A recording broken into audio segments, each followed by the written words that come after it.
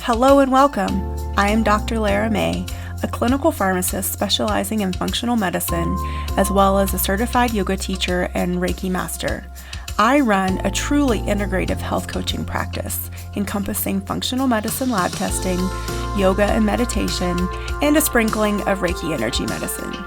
Join me here on Light Body Radio to break through your health plateau and come into alignment with your natural vitality.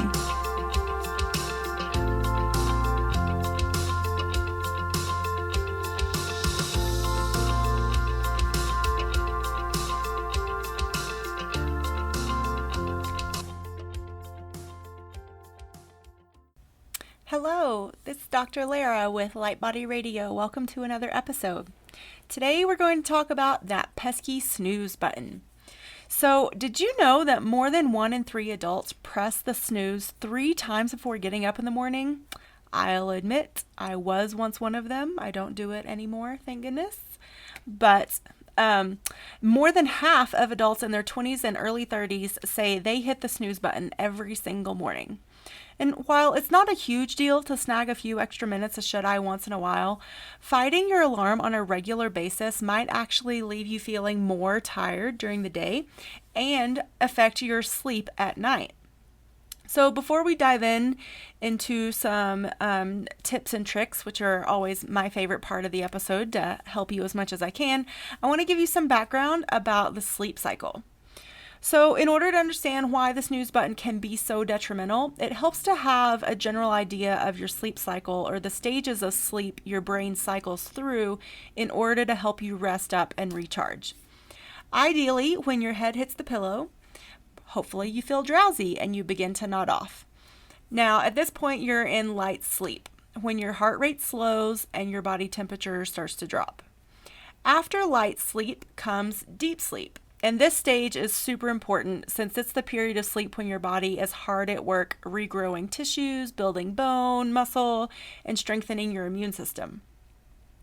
Once you've moved through deep sleep, then you hit REM sleep, or REM. During REM, which stands for rapid eye movement, your brain is highly active and you experience dreams. But despite that intense activity, REM sleep is actually highly restorative. And getting enough of it is crucial for feeling sharp and focused the next day. You usually experience your first REM stage about 90 minutes after you first nod off, and you cycle through several of those stages throughout the night. So what does all of this have to do with the snooze button? When your alarm goes off in the morning, you're usually nearing the end of your last REM cycle, if you haven't been interrupted. Wake up and get yourself out of bed, and then the REM cycle ends. If you hit snooze, you go back to sleep, and you're throwing yourself right back into REM cycle. When your alarm goes off a second time, it wakes you up in the middle of REM instead of at the end of REM, and as a result, you end up feeling foggy and disoriented. When you hit the snooze and go back to sleep, you send your whole system into a confusing tailspin. And before long, your body isn't sure when it's time to wake up or when it's time to go to sleep. And this can also affect your cortisol. So if your body doesn't know when it's time to go to sleep, you could be spending a lot of time tossing and turning. And as a result, you could end up getting less quality of sleep, worse quality of sleep. Whatever, you know what I mean. And it doesn't take long. Just 1 week of poor sleep can mess with hundreds of genes in your body, leading to heightened stress, lowered immunity, and increased inflammation. And hopefully, if you've listened to enough of my episodes, you understand how detrimental increased inflammation is. So after a while, all these effects start to add up. When you're stressed, you have a harder time focusing, you're more prone to feeling snappy or irritable or just moody in general.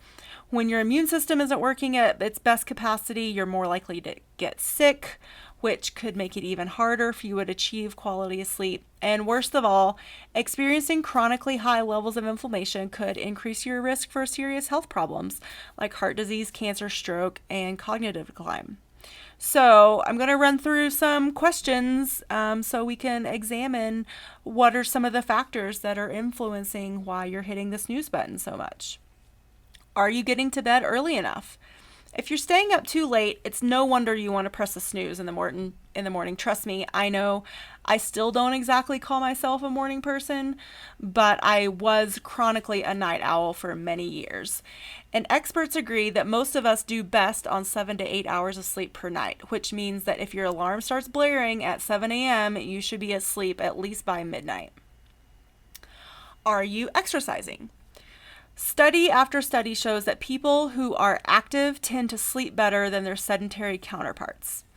Make it a habit to get moving for at least a half an hour most days of the week. Do you find yourself hyped up before bed? Are you downing espresso before dinner or even coffee or maybe even green tea? Are you scrolling through Instagram as you try to nod off? All of these things will keep you energized and make it harder for you to fall asleep. On the other hand, if you can do something mellow like take a nice bath or even read a book, not on your tablet, but a real book, this will help you feel calmer and more relaxed and will also decrease the amount of blue light that you're exposed to. And again, I've written blogs and done podcasts on this also in the past. So blue light, as we know, definitely interrupts our sleep cycle and the hormones that our body produces like melatonin to get us ready for sleep. So, are you comfortable in your bedroom? If your environment isn't comfy and cozy, you're going to have a harder time falling asleep, and you'll be more likely to toss and turn and just not sleep well. So, do what you can to ensure that your mattress and your bedding is comfortable. You have some nice pillows that are supportive. You keep your room quiet and dark and as cool as possible. And if you're like me, I'm not a light sleeper, but sometimes there will be sounds that'll like jar me awake. So I have a fan. And so having the fan or an air purifier that hums will drown out maybe noises like doors slamming or people laughing in the next room. So any of those things, keep that in mind. Do you have chronic sleep issues already? Are you affected by things like restless legs syndrome or obstructive sleep apnea? All of these things could lead to poor and fragmented sleep. If you notice that physical symptoms are messing with your snooze time and leaving you tired in the morning, it's definitely time to talk with your doctor about treatment options, and specifically with medical conditions like sleep apnea or restless leg syndrome. There are things that you can do, and it's important that you address those and just not let them linger. Okay, so what can you do instead of hitting the snooze? Well, unfortunately, the answer is all too simple. The answer is just get out of bed. And again, from a former night owl, trust me, I understand that it can be so hard. So waking up as soon as your alarm goes off, we all know, for those of us that were or are chronic snoozers, this is really unpleasant. But after a few minutes, that groggy feeling will wear off and you'll start your day feeling refreshed and ready for action. So if you don't totally trust yourself to say no to the snooze button, go with some geographical solutions, like put your alarm on the other side of your bed, far, far away. Or, I don't know, I think most of us use our phones. So I try to keep the phone out of the bedroom. Sometimes I'm good about it, sometimes I'm not. But we have an Alexa dot or spot, I'm not sure. We have an Alexa in our bedroom, and you can have her set the alarm to different voices, not just sounds. And so we have Alec Baldwin sometimes wake us up, which is really funny, or Missy Elliott. Those are the two that we like. So and it'll keep talking and it'll escalate. So it'll start off really quiet and then it'll get louder if you don't turn it off. And for me, I like that because one of the things that I really hate is that jolt. Like, I really just don't like being jolted out of bed. I like a gentle, more easing into it. So There's also alarms that you can buy that wake you up to natural light. And when I used to work early morning shift, but it was winter, it was so hard for me to get out of bed when it was still dark. So I bought one of these alarms that's a natural light. And whatever time you set it for, it'll actually start turning the light on about 20 minutes before that time. So it's more of a natural way to wake you up. Now, within this alarm, there was also the radio and also tone. So there were other things, but the light was the main thing. So that might be something that you might try if you find that, if it's still dark outside when you're getting up to go to work, that could be helpful for you. Your body has several natural mechanisms to help prepare you wake up and get moving in the morning.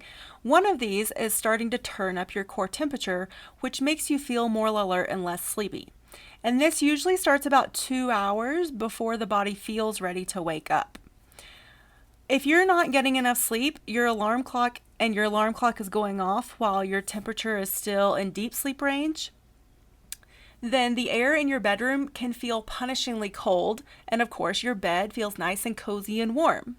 So just think about that too. Something else to consider, and like we've already said before, the body needs some time to get you ready to wake up.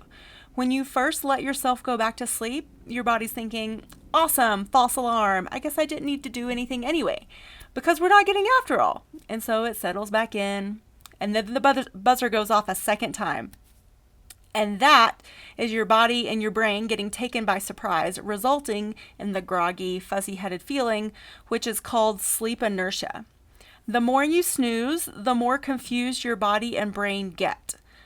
So you'll probably feel more out of it even though you actually spent extra time in bed. What's more, this type of sleep inertia can persist for up to 2 hours, even 4 hours in some cases. So you're throwing off your internal clock by getting up, let's say at like 7 a.m. one day and 7:30 the next. And if you're not waking up at the same time every day, your body doesn't know when to start feeling sleepy, which can result in the likelihood that you're going to push your bedtime later and further deprive yourself of the rest that you so desperately need. So let's talk about what you should do instead. How about set your alarm for the time you have to get up and then actually get up when it goes off. Every day at the same time, even on the weekends, because eventually this consistency will help you feel naturally sleepy at the end of your day, and you'll feel compelled to go to bed when your body needs to, and then you actually can wake up without the need for an alarm. I know I used to be totally confounded by these people that could just wake up without an alarm, but more and more I'll be admit and honest, like I can't do it every day all the time, but if I'm diligent and I am good about my own personal sleep hygiene, then yeah, on most days I don't need an alarm before I have to get up and go to work. And I even work graveyards, so I have a crazy sleep schedule.